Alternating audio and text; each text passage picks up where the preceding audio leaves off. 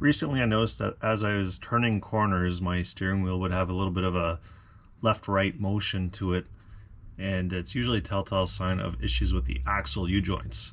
So even in two-wheel drive, they can bind, and when I rotate this wheel, I can hear some pretty good crackling.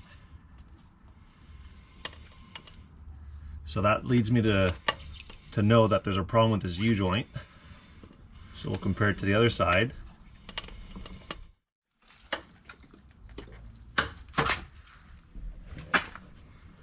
And this side, nice and quiet.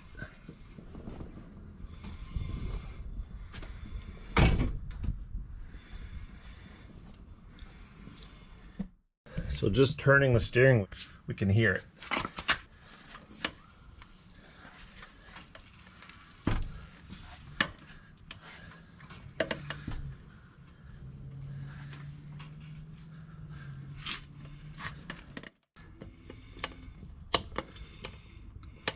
So it's clear that there's a problem with this U-joint, and when I put my finger on it, I can feel that there's motion in here. I can feel it rocking back and forth. So definitely time to change this before it lets go on a trail. So the catch with the 2012 is that they made a change mid-year in the size of the U-joints.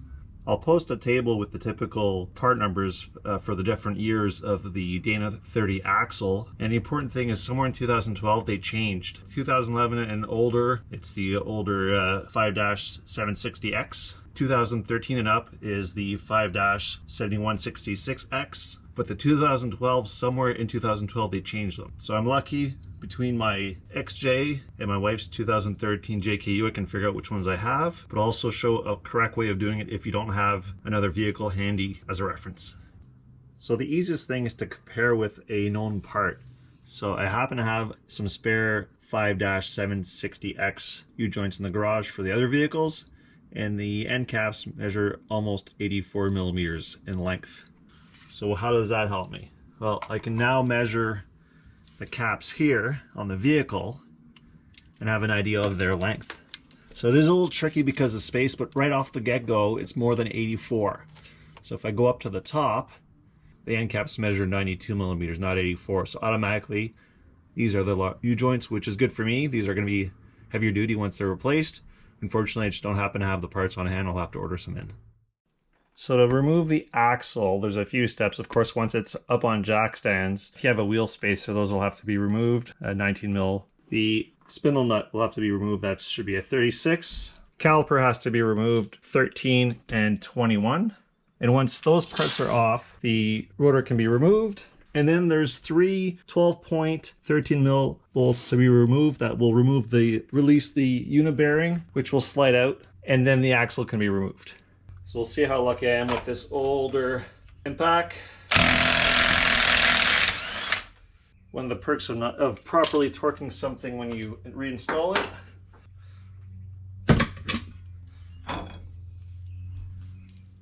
They should come off pretty easily if you keep a lot of anti-seize on them. These are the JL HD brakes. I'll post a link to the install video. Definitely a good investment. Keeps the vehicle under control, stops when it should. Definitely feels a lot better than it ever did before.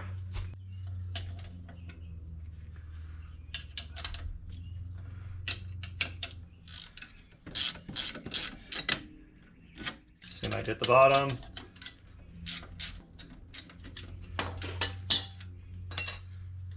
Disconnect the ABS line. I like using an upside down pail as a spot to place the caliper. That way I'm guaranteed it won't slide off. Look at these beasts with the dual piston. Pads, then the 21 mil. Two of them, one at the top, one at the bottom. Try to do one at a time so that I don't end up with a bracket that just slides out, falls to the ground. Bolts are out, bracket and pads are out. Now the rotor can slide off. What a nice piece of metal. Now we get to the spot where we start playing with the bolts for the hub. I've learned from experience that the ABS sensor tends to be very fragile. So I've broken these already. I've had to replace them. So what I'm going to do this time, I'm actually going to leave it there and see if I can pull the unit bearing off and just run the wire through it now that I've untied this. I only have to move the bearing off. So these are 13 mil. So hopefully you have a 13 mil 12 point in your kit. I did have fun with one of these last year. There was a fair bit of crud in one of them. Because of how this was torn apart not that long ago, everything on this vehicle should come apart relatively easy. So with the hammer, I hit directly onto the head of the bolt. Watch out for the wiring.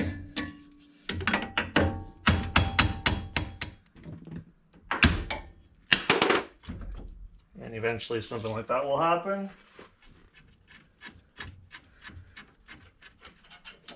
The 3 bolts are out.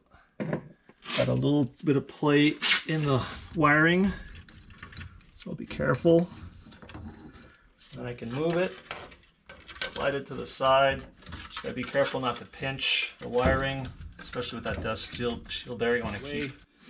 Now it's just a question of pulling the whole axle unit out.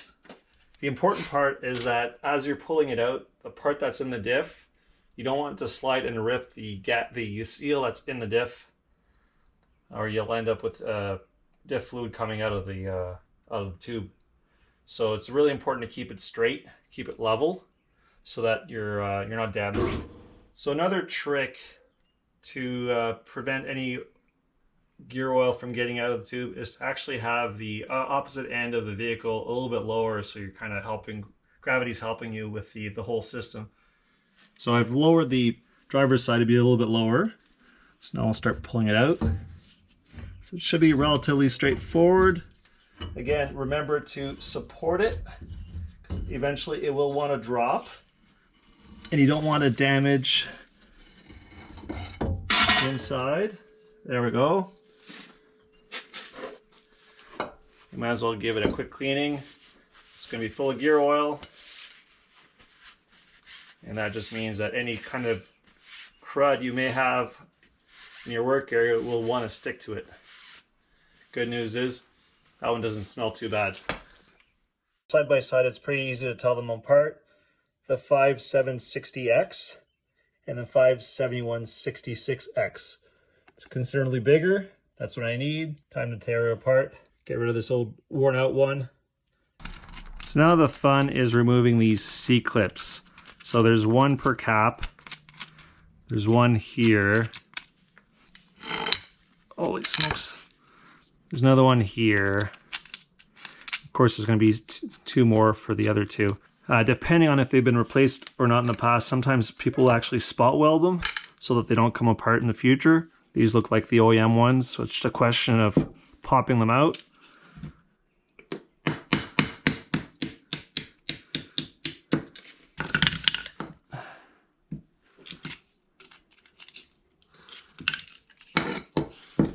Partially out, right out.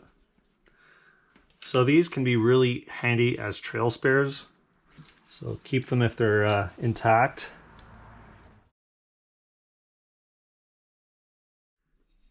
Now it's just a question of lining up your big C clamp. Depending on your tools or your method, you may want to rely on just some big hammers and some sockets. Things look nice and centered. You want that to look something like that, where you can see the whole edge of the end cap. Let's see if this is going to give me any successes or just headaches.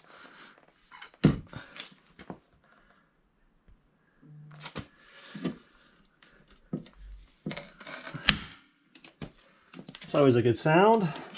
Let's have a peek. That usually means that things popped. It did. So I can see that the end cap is going in. This one is popping out. Keep going.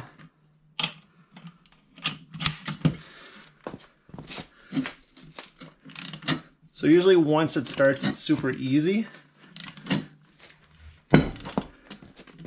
So as long as you get one of those clips out and you push on that side, you're set.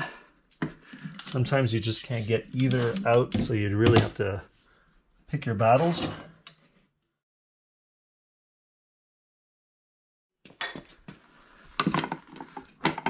.33 fits on this side.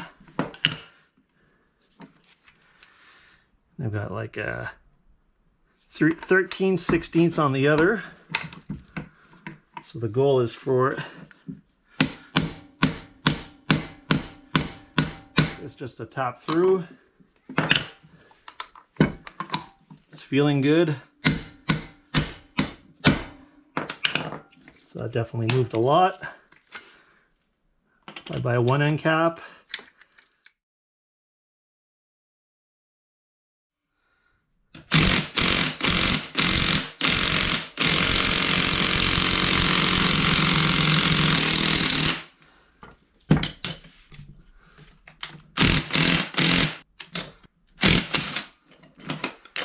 All right, so now I'm darn close to being done. This should do something like that. This will wiggle out. Holy smokes, the bearings are all shot without cutting anything. So it's, there we go. So it's now time to start install. So one of the important things is just to clean. You don't want to put any type of lubricant or the end caps can work their way out after they're installed. All right, they feel good. So you take off two of your caps. If you're lucky, the seals will stay on like that. Then you wiggle it in. Probably saw how much fun it was to get the other ones out. So just got to be careful on this one. They have a bushing at the ends. You don't want to lose them. Take one of them off to try to give me a little bit more room. Pay attention as to which end cap has it and which one doesn't, so you don't end up with 2 on one side and 0 on the other. And even before I go any further, let's just double check. Yeah, these look identical.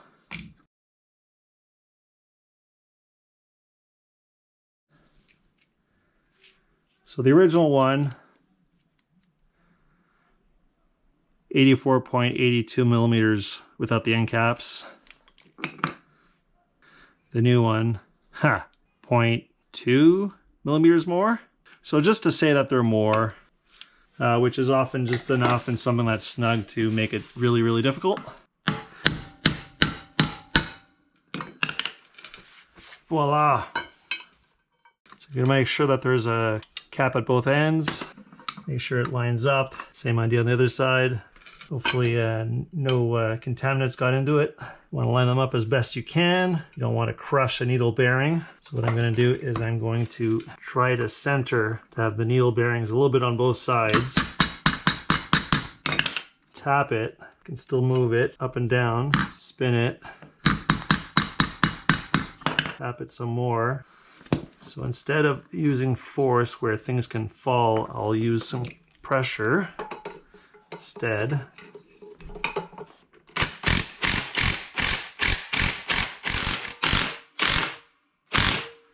Now it's the fun part of having it in enough that you can get the C-clip in. I'll take out one of the clips, tap it into place.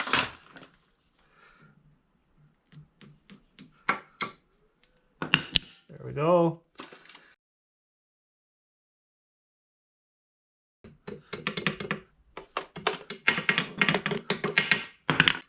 So once it's in, you want to make sure that it's sitting correctly all the way around. So I'll take the clamp off and do a good inspection.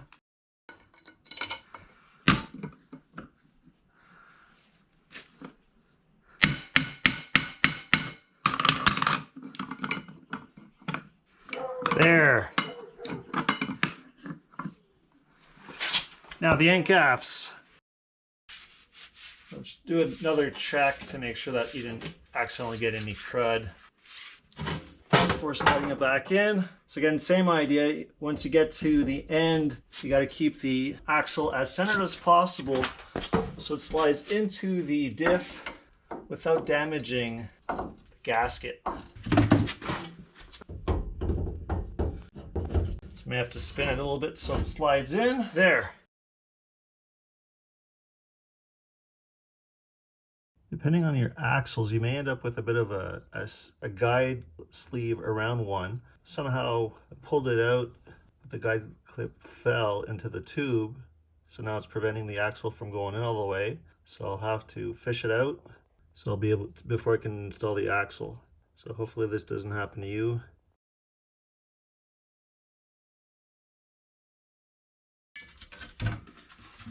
So now the fun of reassembly. Just make sure that the opening for the ABS sensor is at the right spot. Slide everything back in. Use the 13 mil 12-point sockets to realign everything. You may have to shift the shield so that the last bolt slides in. So now I'll just tighten these up. 36 mil. It's not all the way in until the other two are snug. Make sure that this goes in straight. So before I forget, I'll put the ABS lines back in their bracket. The three 13 mil 12 points in the back, they're 75 foot-pounds.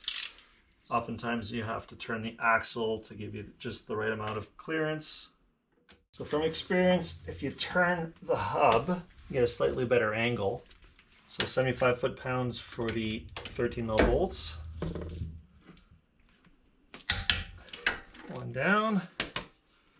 Turn to do the front one. There we go. Top one's gonna be a fun one. Let's turn the axle to make sure I have as much clearance as I can get.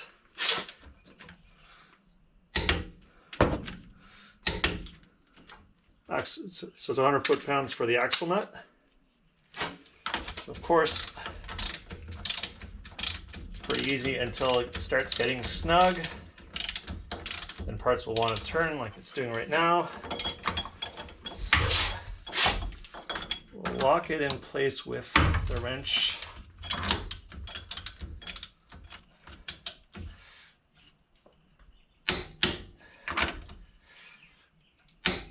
There. Now I can start putting the brakes back together. So I'm a big fan of having clean brake parts so that they move, they slide better, they last longer. Unfortunately with the Jeep, if you spend any amount of time on a trail, they tend to get cruddy really, really quickly. So whenever I have a chance, I like to clean them. Make sure that the pins move nice and freely. That's what keeps your pads, your longevity. The piston side is back on the inside.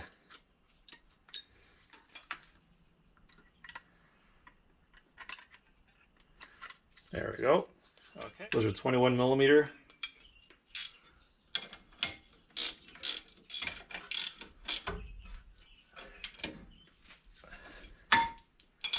Whereas the bolts for the caliper, aren't these just amazing? Okay. Same thing as when I took them apart. I'll have to hold this clamp here. A little bit easier with the actual JK brackets to actually have a proper nut.